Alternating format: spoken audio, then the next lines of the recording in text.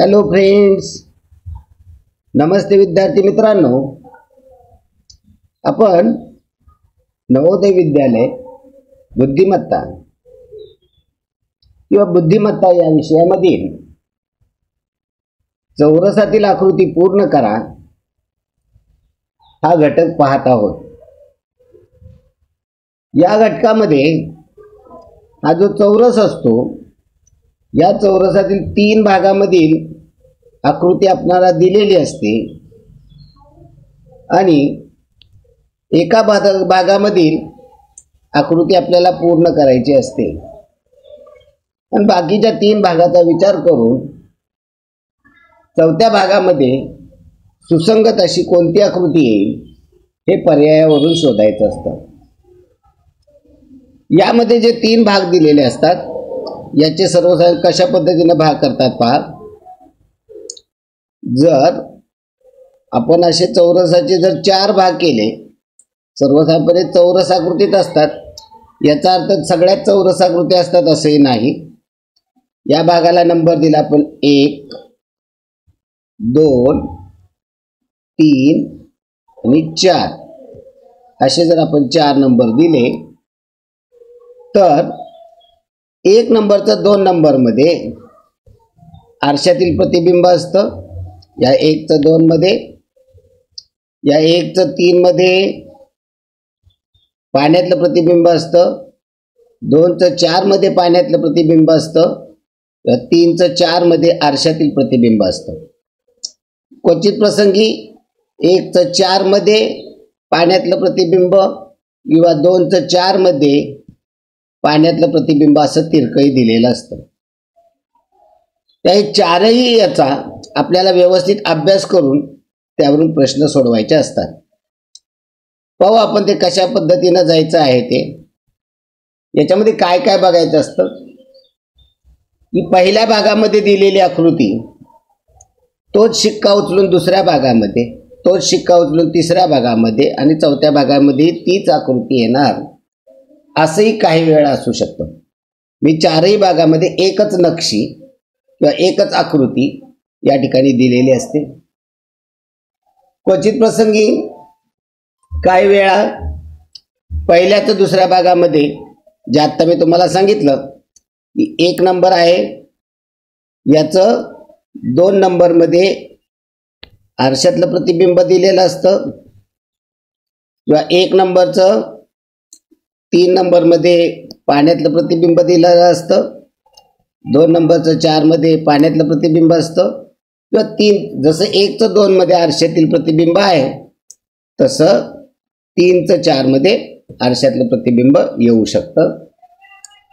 काही वेळा तिरक्याही स्वरूपामध्ये ते असतं.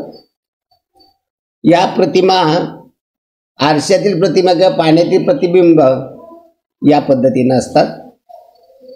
काही वेळा प्रत्येक भागातली आकृती घड्याळाच्या काट्याच्या दिशेने किंवा घड्याळाच्या काट्याच्या विरुद्ध दिशेने असे काही भाग फिरत असतात. हे बारकाईने समजून घ्यायचं.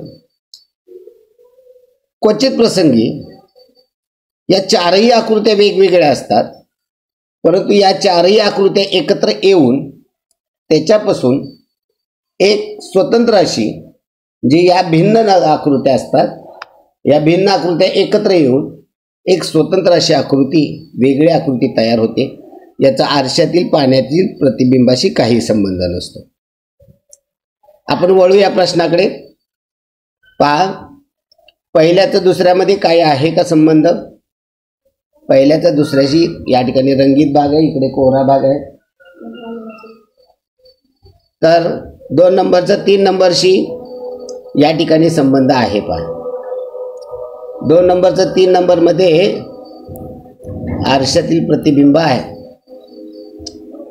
मग तशा पद्धतीनं आपल्याला 1 नंबरचं 4 नंबरमध्ये आरशातील प्रतिबिंब आहे किंवा ही जर आकृती पूर्ण केली आपण तरी तुमच्या ते लक्षात येईल. पहा, या ठिकाणी आपण आकृती ती पूर्ण करू शकतो.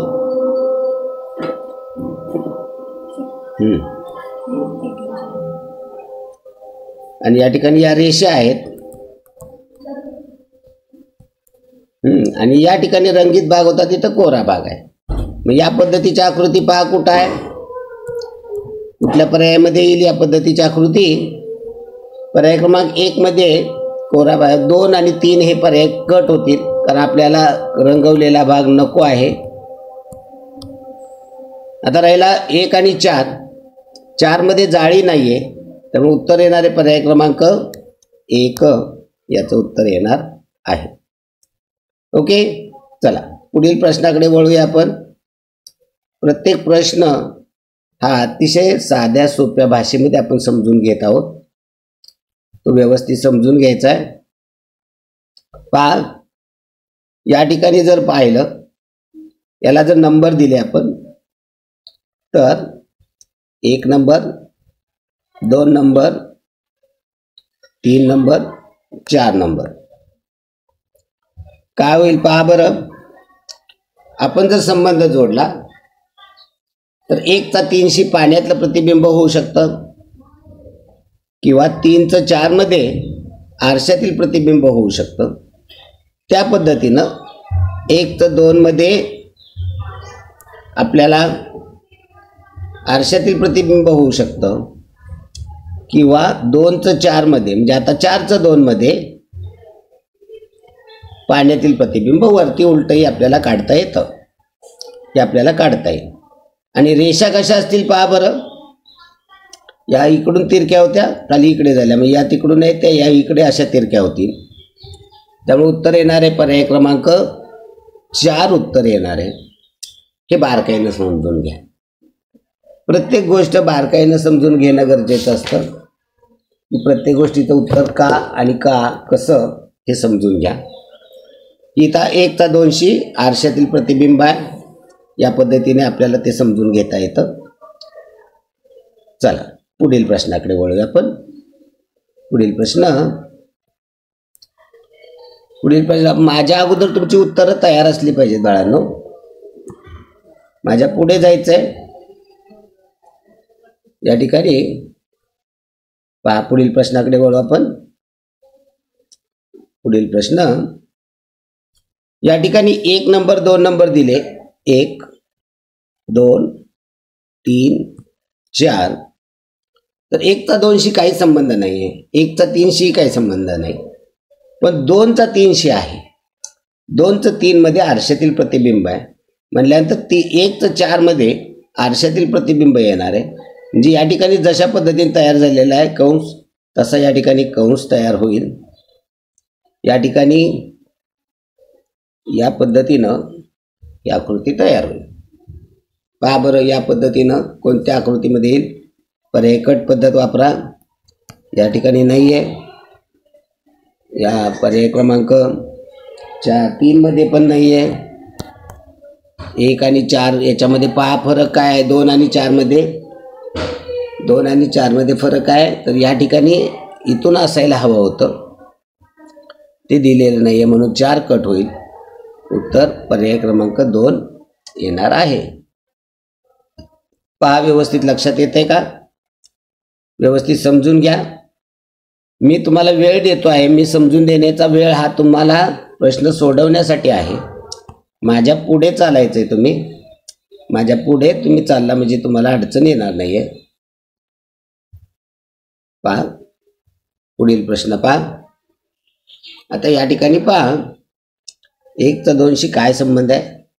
1 नंबर, इथे 2 नंबर, 3 नंबर, 4 नंबर. 1चं 2 मध्ये पाहिलं तर त्याचा आरशातील प्रतिबिंब आहे. 1चं 3 मध्ये पाहिलं तर पाण्यातलं प्रतिबिंब आहे. पहा, बारकाईनं बघितल्यानंतर तुमच्या लक्षात येत आहे की कशा पद्धतीनं आरशातलं आणि पाण्यातलं आहे. आकृती पूर्ण करून पाहिली काय अडचण नाही आहे. आकृती पूर्ण करून जर पाहिली तर या ठिकाणी या पद्धतीने आकृती पूर्ण होणार आहे. पण हे डोळ्याने आपल्याला करता आलं पाहिजे. हे आपल्याला डोळ्याने करता आलं पाहिजे, तेव्हा आपल्याला या गोष्टी व्यवस्थित समजणार आहे. व या ठिकाणी या अशा पद्धतीने रेष होईल. याचं या ठिकाणी पाण्यातलं प्रतिबिंब होईल. वरच्याचं मी पाण्यातलं प्रतिबिंब काढतोय. म्हणजे या ठिकाणी हे पण समजून घ्या की पाण्यातलं प्रतिबिंब, आरशातलं प्रतिबिंब, किंवा 3चं 4 मध्ये मी आरशातलं प्रतिबिंब काढतोय असं म्हणलं तरी चालेल. या पद्धतीचं या ठिकाणची कोपऱ्यावरची या ठिकाणची तिरकी रेषा ज्या पद्धतीनं पाहिजे त्याच्यानुसार आपल्याला पर्याय कट करायचे. 3 नंबर पर्याय कट होईल. यानंतर या ठिकाणची रेष पहा, या प्रकारच्या रेषेवरून पर्याय क्रमांक 4 कट होईल. आता जेव्हा 2 पर्याय राहतात तेव्हा त्यांच्यामधला फरक शोधायचा. काय आहे फरक त्यांच्यामध्ये? 1 आणि 2 मध्ये फरक काय आहे? तर या रेषेमध्ये फरक आहे. मग आपल्याला ती रेषा या पद्धतीनं पाहिजे. हा पर्याय कट होईल, पर्याय 1 कट होईल आणि उत्तर येणारे पर्याय क्रमांक 2. पहा, हा थोडासा अवघड प्रश्न असतो. अवघड प्रश्न याच्यासाठी म्हणायचं की हे डोळ्याने तुम्हाला करता आलं पाहिजे. फायनल परीक्षेच्या वेळेस तुम्हाला हे आकृती पेन्सिलने पूर्ण केली काय हरकत नाही, पण आपल्याला सराव मात्र याचा वर्षभर तो डोळ्याने करता आला पाहिजे आणि मगच आपण परीक्षेच्या वेळेस त्याचं आपल्याला वापर करताना मात्र तिथं परीक्षेच्या वेळेस पेपरवर आकृती पूर्ण करायची आहे. सराव जो आहे तो डोळ्याने करायचा आहे. पहा, या ठिकाणी नंबर देऊया आपण. नंबर दिले 1 नंबर, 2 नंबर, 3, 4. 1 चं 2 मध्ये पहा, आरशातला आहे, पाण्यातला आहे? नाही. 1 चं 2 मध्ये जशीच्या तशी आकृती उचलून ठेवलेली आहे. 1 चं 3 मध्ये काय आहे पहा? 1 चं 3 मध्ये पाण्यातील प्रतिबिंब आहे. 1 चं 3 मध्ये आहे पाण्यातील प्रतिबिंब. मग तशा पद्धतीनं जर आपण म्हणलं की 3 मधली आकृती जशी तशी ठेवलेली आहे चालेल, किंवा 2चं 4 मध्ये पाण्यातलं प्रतिबिंब आहे असं म्हटलं तरी चालेल. म्हणजे त्या पद्धतीनं पाहिलं तर उत्तर पर्याय क्रमांक 4 येईल. व्यवस्थित समजून घ्या. प्रत्येक वेळी आकृती पूर्ण करत बसणं योग्य नाही. सराव आपल्याला त्या पद्धतीनं झाला पाहिजे. परीक्षेच्या वेळी तुम्हाला सांगितलं की आकृती तुम्ही ती पूर्ण करा याच्यामध्ये आणि त्याच्यावरून पर्याय कट पद्धत करा. जर पाहिलं तर पहा नाही, हे जे संपूर्ण चौकोन जे आहेत हे दोन्ही हे या पद्धतीनंच आहेत इथे. म्हणजे जशा तशी आकृती 1 मधली 2 मध्ये ठेवलेली आहे. आता जर 1 मध्ये 3 मध्ये पाहिलं तर हा वरचा चौकोन आहे तो या ठिकाणी खाली पूर्ण झालेला आहे. हा इथं आहे तो इथे झालेला आहे. म्हणजे काय झालेलं आहे? याचं पाण्यातील प्रतिबिंब झालेलं आहे. म्हणजे पाण्यातील प्रतिबिंब, आरशातले प्रतिबिंब हे व्यवस्थित बारकाईनं पाहणं गरजेचं आहे. त्यामुळे उत्तर पर्याय क्रमांक 4 येणार आहे. चला पुढील प्रश्नाकडे वळूया आपण. पुढील प्रश्न आहे, या ठिकाणी तुम्हाला मी वेळ देतो आहे. हा वेळ तुम्ही प्रश्न सोडवण्यासाठी करायचा आहे. आता या ठिकाणी पहा, 1, 2, 3, 4 असे जर भाग केले याचे जर भाग केले तुम्ही तर आता दिलेले नाही आहे पण आपण करू शकतो. पण इथे भाग करून आपल्याला आकृती पूर्ण करता येणार नाही, कारण त्याचं आरशातील म्हणलं पाण्यातील म्हणलं तर तशा पद्धतीनं होऊ शकतं. 1 चं पाण्यातील प्रतिबिंब 2 मध्ये आहे, 3 चंही तशा पद्धतीनं पाण्यातलं प्रतिबिंब येऊ शकतं. या 3 चं पाण्यातलं प्रतिबिंब पाहिलं तर तो या ठिकाणी हा पूर्ण झाला पाहिजे, या ठिकाणी इकडून हा पूर्ण झाला पाहिजे आणि या ठिकाणी हा असा आला पाहिजे. मग पहा बरं कुठे येतोय. आता इथं हा पूर्ण आहे. पहा थोडंसं आपल्याला इथं गोंधळ झालेला आहे. पहा इथं हे बाहेर येणार नाही, तर इथे ही अर्ध आहे तेवढंच पूर्ण होईल. पहा हे असं पूर्ण होईल. हे पूर्ण आहे, हे आपल्याला इथे पूर्ण करावं लागेल. मग पहा बरं, या पद्धतीचं या बाजूला असणारं पूर्ण इथं आहे. इथे त्याबद्दल ज्या कोपऱ्यामध्ये पाहिजे आकृती ती नाही आहे.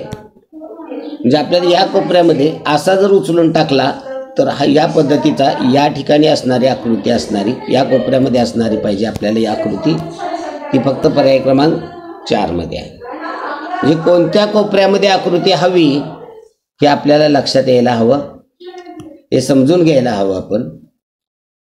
चला ओके, चला पुढील प्रश्नाकडे वळूया आपण. पुढील प्रश्नाकडे वळूया. पुढील प्रश्न पहा. पुढील प्रश्न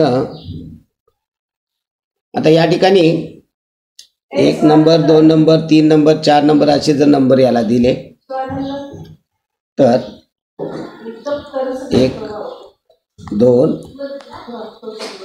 3 4. आता या ठिकाणी पहा एक गोल आहेत आणि या ठिकाणच्या या रेषेवरून ही जर रेष पाहिली, संपूर्ण अखंड रेष आहे, याच्यावरून पाहिलं तर पर्याय क्रमांक 3 कट होईल. याच्यामध्ये फुली आहे, आपल्याला फुली नको आहे. आणि हे तयार होणारे या पद्धतीचे आहेत. या पद्धतीचे जे तयार होणार आहेत, किती तयार होणार आहेत पहा, 4 पाहिजे. ते पर्याय क्रमांक 1 मध्ये नाही आहे. आता राहिलेले आहे 2 आणि 4, याच्यामधला फरक शोधा. 2 आणि 4 मध्ये काय फरक आहे? आता 2 आणि 4 मध्ये रेषा ज्या आहेत त्या आतील गोलामध्ये इथे मधल्या भागामध्ये आहेत. मग आपल्याला रेषा कुठल्या गोलामध्ये पाहिजे? आतील गोलामध्ये रेषा या असायला हव्यात की ज्याद्वारे आपल्याला ते पूर्ण करता येईल. या इथे एक रेषा असायला हवी, या इथे एक रेषा असायला हवी. त्यामुळे उत्तर येणारे पर्याय क्रमांक 2, पर्याय क्रमांक 4 कॅन्सल होणार आहे. चला पुढील प्रश्नाकडे वळूया आपण. पुढील प्रश्न पहा, बारकाईनं समजून घ्या. पहा पुढील प्रश्न, याच्यामध्ये जर आपण नंबर दिले तर 1 2 3 4. 1 चा 2 3 शी काही संबंध येतो का? 4 मोकळे आहे. 1 चा 2 आणि 3 शी काही संबंध येत नाही. मात्र 1 चा संबंध 4 शी जोडता येईल का? तर 2 च 3 मध्ये पाण्यातील प्रतिबिंब आहे. तशा पद्धतीनं 1 च 4 मध्ये पाण्यातील प्रतिबिंब येईल. हा जो अंश आहे तो अशा उलटा होईल आणि या ठिकाणी आपल्याला हे पूर्ण असायला हवं. पहा बरं कोणत्या पर्यायामध्ये आहे? हे पर्याय क्रमांक 3 मध्ये आहे. पर्याय क्रमांक 4 मध्ये जशीच्या तशी आकृती होईल. 2 ची 3 मध्ये जशी तशी आकृती टाकलेली आहे का? नाही. 2 च 3 मध्ये पाण्यातील प्रतिबिंब आहे. मग तशा पद्धतीने 1 च 4 मध्ये पाण्यातील प्रतिबिंब व्हायला हवं. त्यामुळे उत्तर पर्याय क्रमांक 4 येणार, 3 येणार आहे. ओके, चला पुढील प्रश्न पाहूया. पुढील प्रश्नामध्ये पहा या ठिकाणी काय संबंध जोडलेला आहे. आता या ठिकाणी 1 च 2 शी नंबर जर आपण याला दिले, 1 नंबर 2 नंबर 3 नंबर आणि 4 नंबर, तर 1 च 2 शी काय आरशातील पाण्यातील संबंध काय? काहीच नाही आहे. 1 चा 3 शी पाण्यातील आरशातील संबंध काही नाही आहे. तरी आकृती फिरत जाते. आता या ठिकाणी पहा, या ठिकाणी आपल्याला ती रचना करावी लागेल आकृतीची. या ठिकाणी येणार आहे अशीच, फक्त आता जाड भाग पहा कुठे. पहिल्या आकृतीमध्ये कशा पद्धतीनं तो फिरतोय. या ठिकाणी जाड भाग आहे, तो या ठिकाणी गेला. आता या ठिकाणी आहे, तो या ठिकाणी जाईल. म्हणजे जाड भाग या ठिकाणी असेल आणि तो आकृती कशा पद्धतीनं पूर्ण होणार आहे पहा. जर तुम्ही या ठिकाणी जोडली तर ती या पद्धतीनं आपल्याला असायला हवी, या ठिकाणी अशी, तर ती आकृतीमध्ये विशिष्ट रचना होईल. त्यामुळे उत्तर पर्याय क्रमांक 4 येणार आहे. आता ही आकृती पूर्ण करावी लागली, पण हे डोळ्याने आपल्याला पाहता आलं असतं. या ठिकाणी जवळच्या रेषेवरती आतील जो अधिकचं चिन्ह आहे या ठिकाणच्या याच्यावरती रेषेवरच्या रचना बारकाईनं पाहणं गरजेचं आहे, व्यवस्थित समजून घेणं गरजेचं आहे. हा प्रश्न अवघड आहे, पण अशक्य कुठलीच गोष्ट नसते.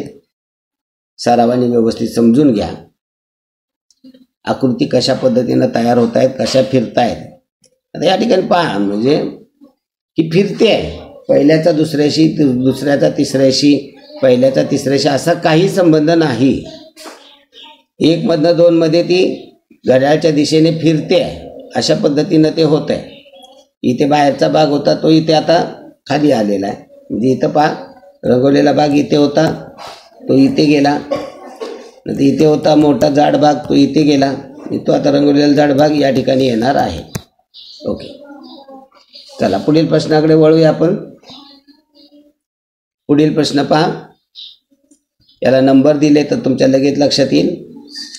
1 नंबर, 2 नंबर, 3 नंबर, 4 नंबर. पहा, 1 चा 2 शी काय संबंध येतो का?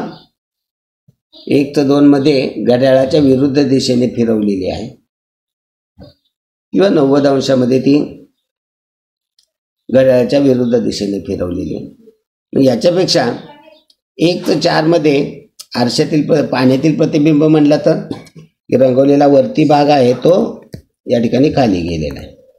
मग तसा हा रंगवलेला भाग इथे आहे तो या ठिकाणी येणार आहे. म्हणजे या ठिकाणी त्या पद्धतीनं पूर्ण करा आकृती. पहा, होतंय पूर्ण केली तर रंगवलेला भाग या ठिकाणी येणार आहे. या पद्धतीनं कोणत्या पर्यायामध्ये आहे पहा, पर्याय क्रमांक 2 मध्ये आहे. थोडासा विचार करायला लावणार आहे आणि हे प्रश्न तुम्हाला गुणवत्ता यादीत घेऊन जाणारे असतात. त्यामुळे या प्रश्नाचा पुरेसा अभ्यास करणं गरजेचं आहे, व्यवस्थित समजून घेणं गरजेचं आहे. चला पुढील प्रश्नाकडे वळूया आपण. पुढील प्रश्न पहा, माझ्या अगोदर तुमचं उत्तर तयार असून द्या. आता याला नंबर दिले तर पहा, 1, 2, 3, 4. काय होईल संबंध पहा. 1 चा 4 मध्ये पाण्यातील प्रतिबिंब, पण ज्या पद्धतीनं असायला हवं ते समजून घ्या. कशा पद्धतीनं असायला हवं हे समजून घ्या.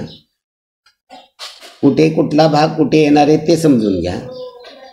थोडीशी आपण वाटल्या रचना करून पाहूया आपण. या ठिकाणी रेष आहे, ही रेष आपल्याला येणार आहे खाली. आता रंगवलेला भाग या ठिकाणी रेषा येतील. या रेषा तिरक्या रेषा आहेत. या आडव्या होत्या, आडव्या आहेत. इथं तिरक्या आहेत, त्या तिरक्याच रेषा असतील. आणि टिपक्या इथे आहेत ते या ठिकाणी येतील. मग पहा बरं कोणत्या पर्यायामध्ये. आणि रंगवलेला भाग आहे तो या ठिकाणी बाहेर, या ठिकाणी पहा कोणत्या पर्यायामध्ये आहे.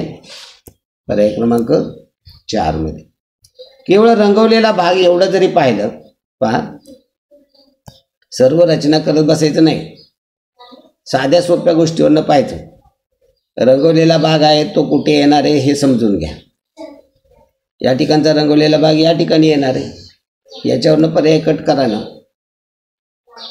याच्यावरनं पर्याय कट केला तरी 1 आणि 2 आणि 3 कट होणार आहे. राहिला 1 आणि 4. 1 आणि 4 मध्ये रेषा, रेषावरनं बघितलं तिथे एक रेष कमी आहे, त्यामुळे हा पर्याय कट होईल. उत्तर पर्याय क्रमांक 4 येणार आहे.